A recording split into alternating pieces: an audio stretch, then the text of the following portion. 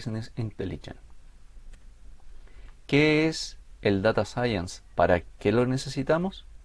Bueno, la ciencia de datos es un campo interdisciplinario que incluye métodos científicos, sistemas para extraer conocimiento, un mejor entendimiento de los datos en base a la estadística, aprendizaje automático y analítica predictiva.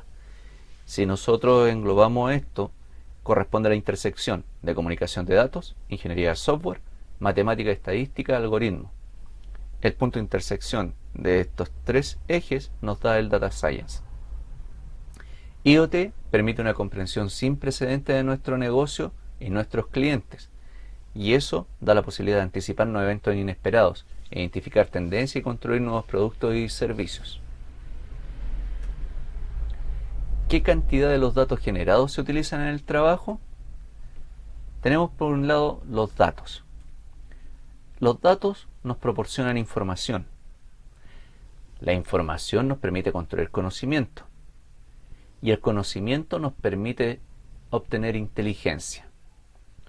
Y con eso podemos manejar cualquier negocio de forma exitosa. Pero para responder a la pregunta ¿qué cantidad de los datos generados se utilizan en el trabajo? Es sorprendente que solo sea un 1%. El 99% de los datos, cuando no están en un proceso automatizado, se pierden. O por lo menos una gran cantidad de ellos se desperdician. De ahí lo relevante de que en los dispositivos IoT se involucren con procesos que tengan vinculado Data Science. Machine Learning e inteligencia artificial. El aprendizaje automático Machine Learning habilita a los computadores para aprender en base a la experiencia y el procesamiento de la información. Nosotros tenemos la programación tradicional, que es lo que tenemos acá, donde hay un programa o software, tenemos datos de entrada del proceso input, está el computador, ¿ya? Es decir, en el computador está alojado el programa y a su vez el computador está recibiendo datos de entradas y eso nos genera una cierta salida. Por ejemplo, en nuestro caso teníamos el Arduino, un sensor de ultrasonido que le entregaba información al Arduino y este a su vez después encendía un diodo LED. Entonces, tenemos entrada, salida, computador, software. Eso es lo tradicional. Pero en Machine Learning tenemos datos de entrada y datos de salida hacia el computador. Los datos de salida no están al lado derecho del computador. Al lado derecho, ¿quién está? El programa. Es decir, tenemos una reubicación de los elementos que intervienen en el proceso. A este conjunto de datos de entrada y datos de salida les llamamos dataset. A partir de la generación de un modelo podemos predecir las salidas. Y eso es Machine Learning.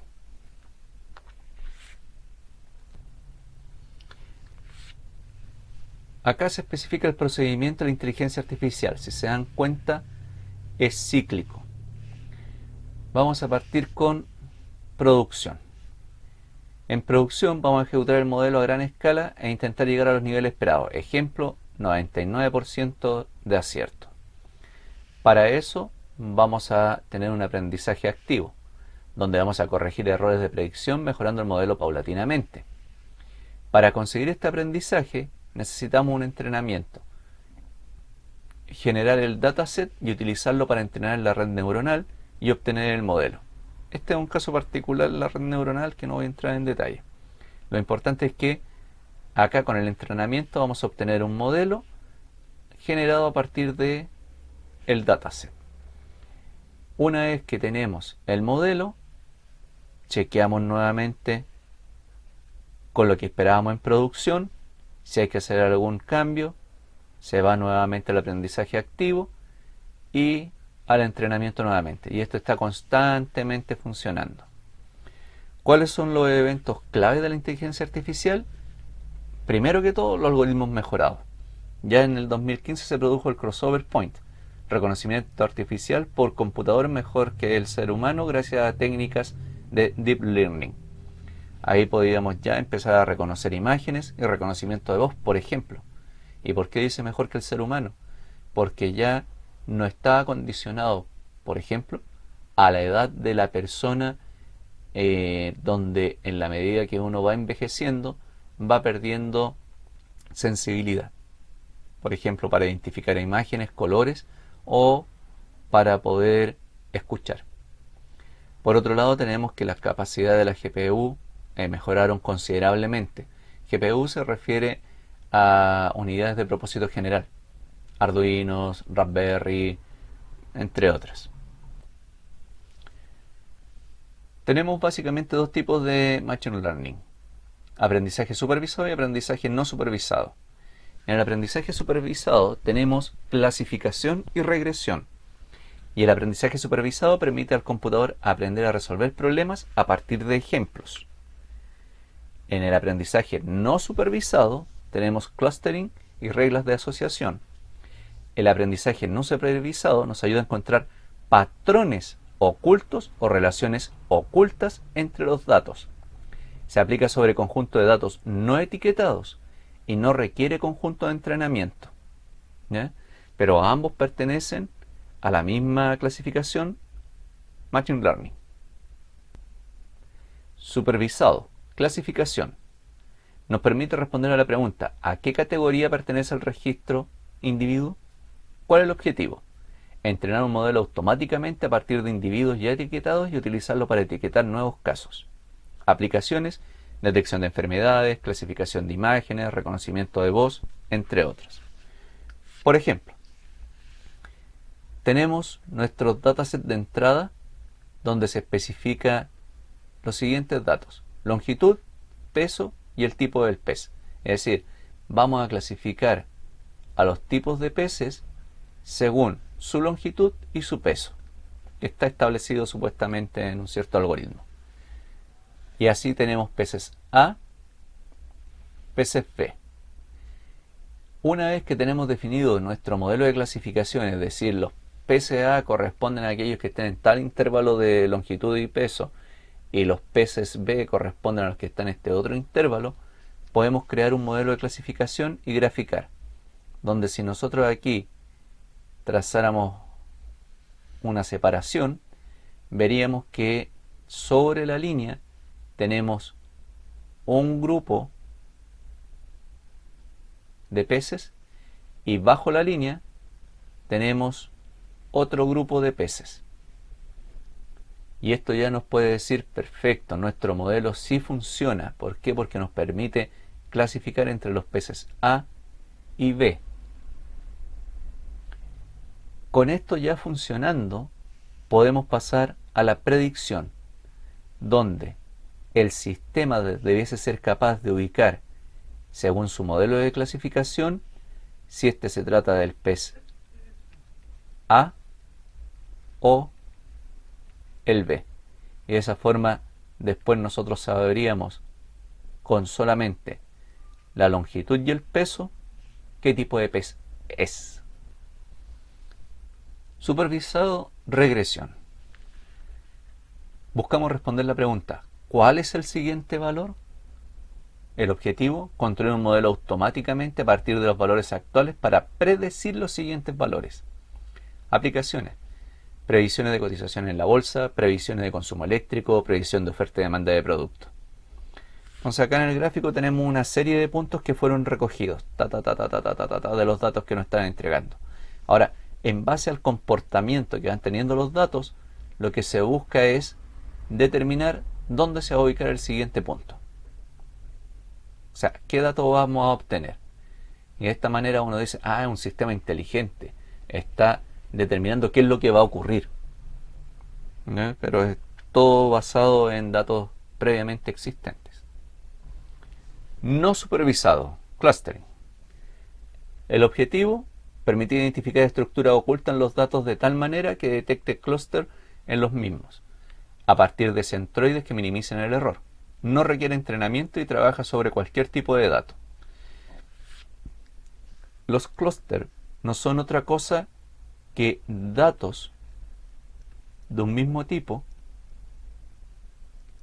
un conjunto de datos de un mismo tipo. Entonces aquí tenemos este que es de color rojo y tenemos acá estos otros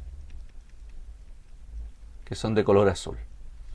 Los centroides corresponden a aquel punto donde más concentrados están los datos de cada clúster. ¿Para qué nos sirve esto? Para segmentar a nuestros clientes, identificar influencers en redes sociales y agrupación de documentos. Por ejemplo, no supervisado, reglas de asociación.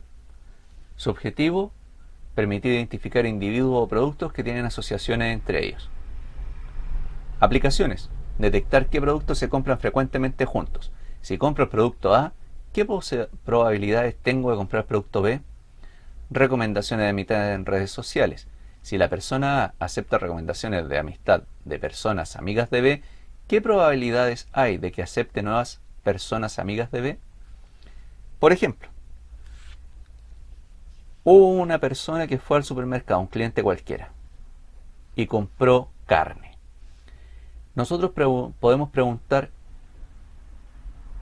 qué probabilidades tiene esa persona de comprar carbón, porque en realidad uno asocia la carne con, por ejemplo, un asado, pero puede ser hecha al horno o en la olla o quizás que otro tipo de preparación. Pero en definitiva acá uno empieza a hacer match con cada uno de aquellos elementos que eventualmente podrían ser necesarios. Plataformas Business Intelligence. El término Business Intelligence hace referencia al uso de estrategias y herramientas que sirven para transformar información en conocimiento, con un objetivo que es mejorar el proceso de toma de decisiones en una empresa. Existe un vínculo muy estrecho entre este tipo de plataformas y el complemento de módulos Analytics de las plataformas IoT. ¿Por qué? Porque los módulos Analytics de las plataformas IoT nos están entregando información, pero las plataformas Business Intelligence nos permite saber cuál es la mejor decisión para el negocio. Hay muchas plataformas para este tipo de trabajo, pero voy a referirme a tres: Powered by, QlikView y Tableau. La primera de ellas tiene una integración sencilla en plataforma IoT debido a que trabaja directamente con Azure, así que es fácil de enlazar. Posee una potente integración con múltiples tipos de fuentes de Big Data, da una muy buena oferta al respecto. Es muy amigable para los que han trabajado con Office, la mayoría de las personas. Se actualiza mensualmente y su precio no es muy elevado, es bastante competitivo. La segunda, principalmente se utiliza para revisar o analizar redes sociales, que es muy potente. Y además dispone de almacenamiento de datos en la nube elevado y el tratamiento de ETL. Y Tableau finalmente es una interfaz muy intuitiva y permite visualizaciones potentes. La característica de estas tres herramientas es que todas ellas nos permiten obtener dashboards de nuestro proceso, pero procesos a nivel de negocio. Y para finalizar tenemos un software libre que nos permite trabajar con datos y posteriormente analizarlos, que es Python con Pandas. Pandas es una librería para Python que integra otras librerías como NumPy, por ejemplo, y la ventaja es que nos permite obtener información proveniente de diferentes fuentes. Así ya no es necesario tener solamente en un archivo todo almacenado, sino podemos estar viendo, por ejemplo, analizar el comportamiento de las personas que ven publicidad en Facebook. Y eso lo podríamos hacer a través de Pandas. En nuestro caso particular de IoT, podríamos ver cuáles son los sensores que más se activan en un proceso hidropónico, por citar algo.